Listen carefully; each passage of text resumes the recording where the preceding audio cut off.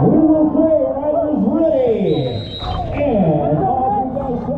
what's up, guys? Welcome back to the channel. Welcome back to Stage 2 of the Intelligentsia Cup. I'm going to be documenting all of these races, for good or for bad. And just like last time, I'm going to start with the power numbers. Bam, right there. 51 minutes. It was cut short. We're going to talk about that. 322 watts normalized, only 282 average. And as you can see, the skies opened up for us. You can also probably see that I got a terrible starting position. I'm going to pause it right here. Do you see this little gap? In the first corner, the first, 10 seconds of this race, that is already the beginnings of this breakaway. Call-ups are so important. Starting positions are so important. I made the terrible mistake of not getting a good starting position. And on a wet technical course like this is the consequence. Guys, I'm going 14 miles an hour through this corner. You can hear the symphony of brakes, of screeching disc brakes through these corners.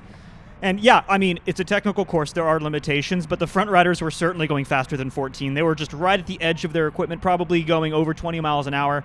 And that's a big difference. Plus, they are experienced bike racers, so you know that they're just jamming it on the front. And if we fast forward, you can see already the gap they have on the first lap. And the frustrating part is I was feeling good. I mean, look at my heart rate, right? We're low 140s, which is pretty rare for this level of racing for me. And there's just not much I can do when I'm this far back. I mean, you see how slow and gingerly everyone took that corner, and then you come out of the corner and you're up close to 1,000 watts. And this was kind of the theme. So I guess it's as good a time as any to talk about, what does rain do to a course? How does rain impact your strategy on a course? The simple way to boil it down is just imagine the course is even more technical. It adds just another layer of technicality to the course. Take this course, for example. Not particularly tricky. It has the little hairpin. It has a pretty sharp left-hander coming up, a couple of chicanes after the start and finish.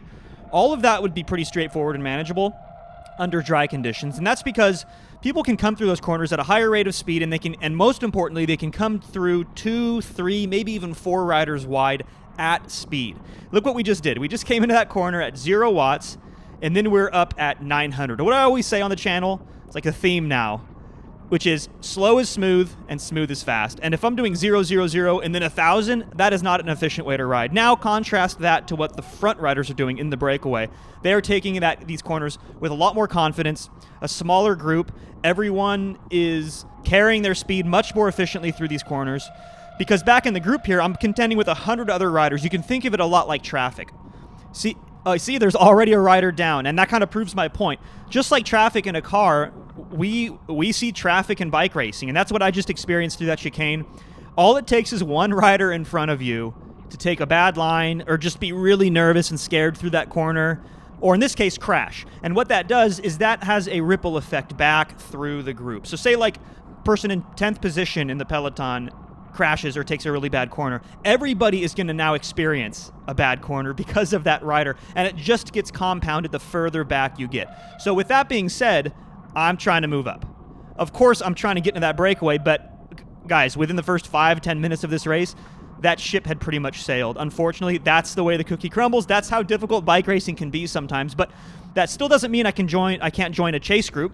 I can't find my way maybe in the first chase group, and maybe we can make connection. You never know. So my fight now in the first half of this race was move up, get in front of these crashes, get in front of the nonsense and the chaos that's happening within the first few minutes of this race. And I was finding some decent lines earlier in this race. This is coming out of the final corner. I think we're still pretty early on, guys. This is probably lap 3 or something like that. And always follow. When you see somebody doing this, gaps opening up, oh my God, look at the chaos in the rain. These gaps opening up. There's still probably a good 30 or 40 riders in front of me, not including the breakaway. And look, even in the rear camera now, there's a gap. So this is what the rain does. People handle it completely differently.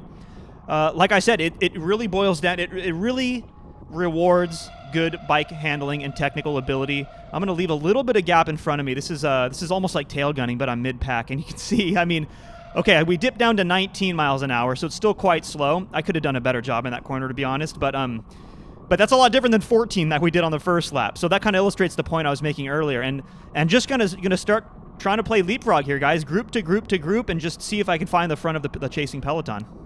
And I was doing a pretty good job at it, to be honest. I was kind of chipping away at it, 1 or 2 riders at a time. I was finding pretty good lines.